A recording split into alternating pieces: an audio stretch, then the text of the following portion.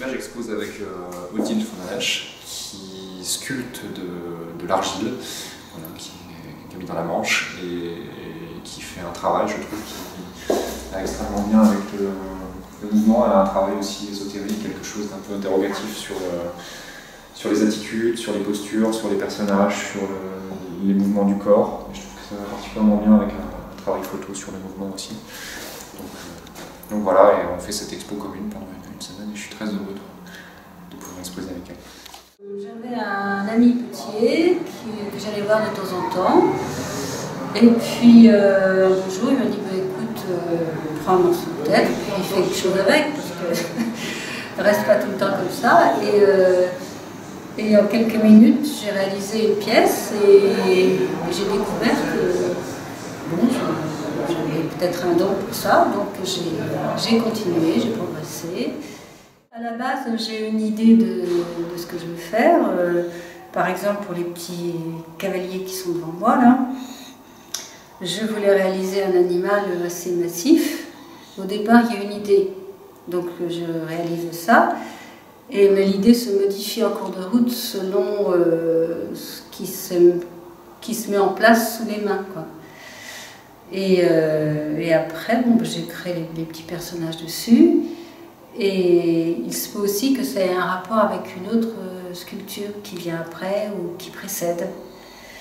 Par exemple, le petit jardin public là, qui est derrière vous était en relation avec celui-ci. Il y avait une espèce d'enchaînement d'histoires selon les petites sculptures. Donc en fait, ce sont des sculptures qui racontent des histoires. Qui racontent des histoires. Chacun y trouve sa propre interprétation.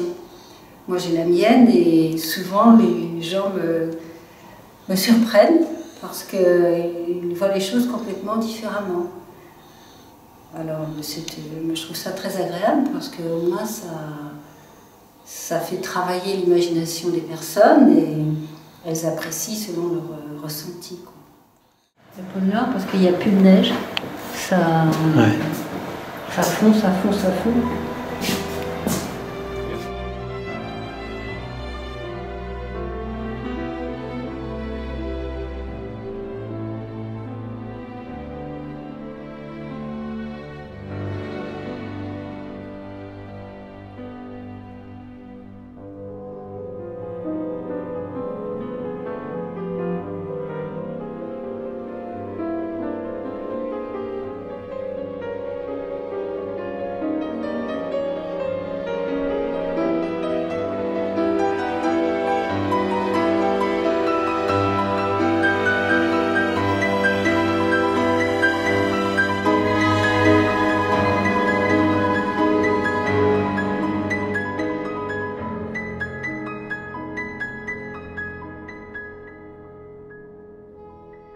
Avec l'arrivée de l'école de journalisme, quand j'avais 23-24 ans, j'ai eu envie de commencer à travailler sur des flous, des transparences, sur le mouvement.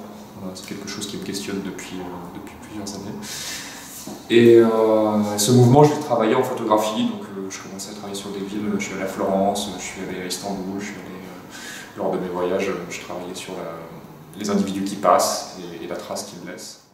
Je suis sorti un peu de cette idée de la photographie qui doit être un objet sous verre qu'on accroche au mur et qu'on regarde comme quelque chose de très propre. Et j'ai commencé à avoir une pratique plus de peintre et de plasticien sur mes photographies. D'avoir un travail de photographe à la base. Et sur ce travail de photographe, venir faire du dessin, venir apposer des matières comme de la peinture acrylique, de la peinture à l'huile, des matières plastiques, des vernis. Voilà, pour avoir une interrogation et sur ce que peut devenir la photographie quand on la croise avec d'autres formes d'art plastique. L'interrogation sur le mouvement, elle est sur plusieurs aspects.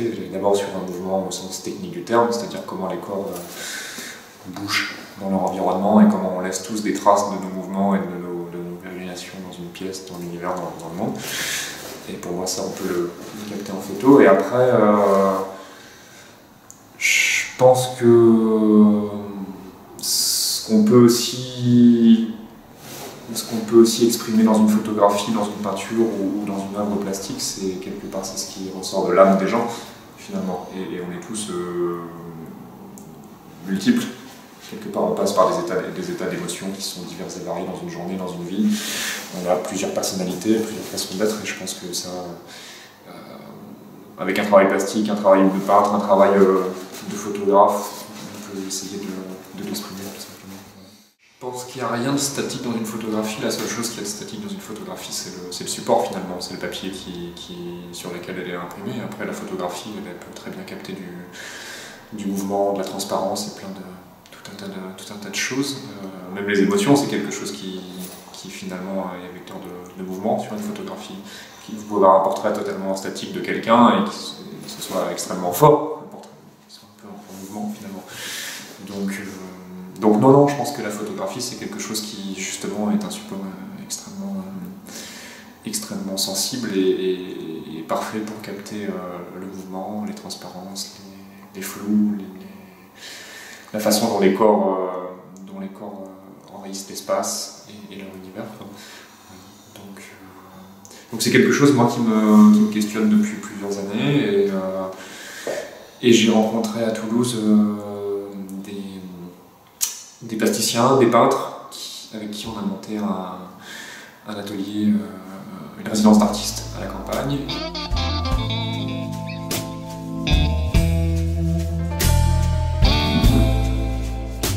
I'm sitting here, 1,000 miles from nowhere.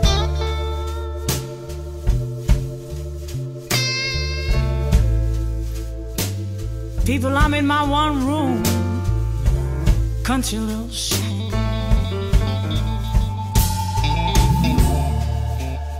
I'm sitting here 1,000 miles from nowhere.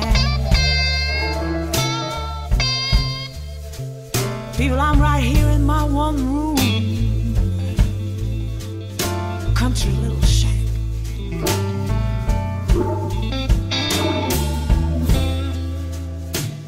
All my worries and companion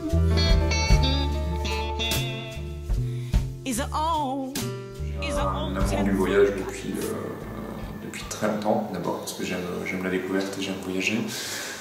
Je voyage aussi parce que j'ai fait une école de journalisme et que ça reste pour moi, à côté de ma pratique artistique, quelque chose de fondamental dans ma vie.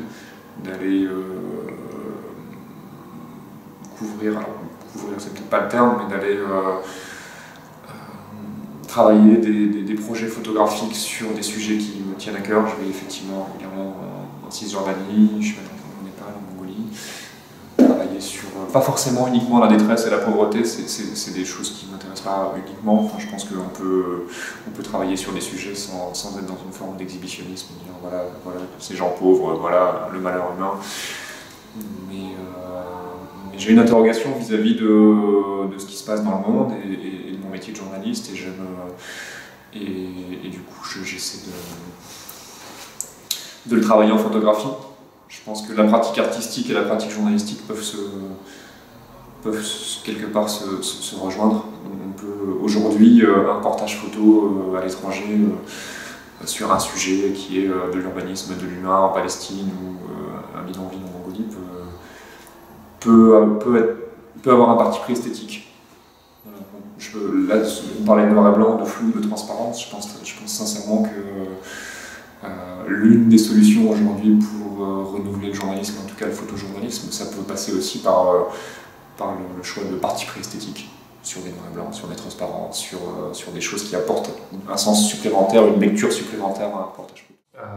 Je recrute des modèles photos qui font de la danse, du théâtre, en tout cas qui s'expriment avec leur corps. Et je leur demande de faire des mouvements, comme ils l'entendent, de la façon dont ils s'expriment avec leur corps. Chacun a une façon différente de s'exprimer avec son corps, donc je leur demande de bouger soit au sol, soit avec leurs bras, soit avec leur buste. Et je travaille en vitesse lente pour capter les flous, les mouvements, pour capter les transparences, toujours en lumière élective. Sur ce travail de photo, moi après je viens sélectionner, je vais faire une sélection. Et je vais faire un travail à la fois de superposition et de dessin numérique à la tablette sur ordinateur. Une fois que ce travail est effectué, donc c'est un travail de couleur, un travail toujours aussi de mouvement, de superposition, de calque, de dessin, je j'imprime, je passe à la phase impression. Donc du coup, j'imprime mes visuels et je les travaille en atelier. Sur ces photos, dessins qui sont imprimés, je vais appliquer des matières acryliques, de la peinture à l'huile, des vernis, des matières plastiques, ce qu'on appelle des Birdex, qui viennent à la fois apporter une touche picturale et de peinture à l'objet et le transformer en un objet plastique. Donc on est sur, après c'est travaillé à la spatule, c'est travaillé au pinceau, c'est travaillé à la racle, qui donne des aspects un peu plus lisses ou un peu plus granuleux sur certains visuels. Et tout ça transforme la photo en un objet plastique qui est à mi-chemin entre du dessin, de la peinture, de la photographie, de l'objet de déco. You don't know how I feel.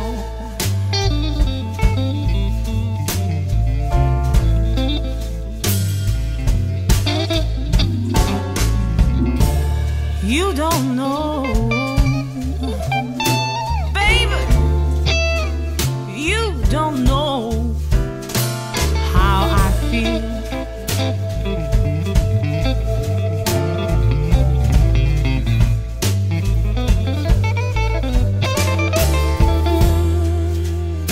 I know you're out there having a good time. Why don't you make a nice suggestion, cut me some kind of good deal?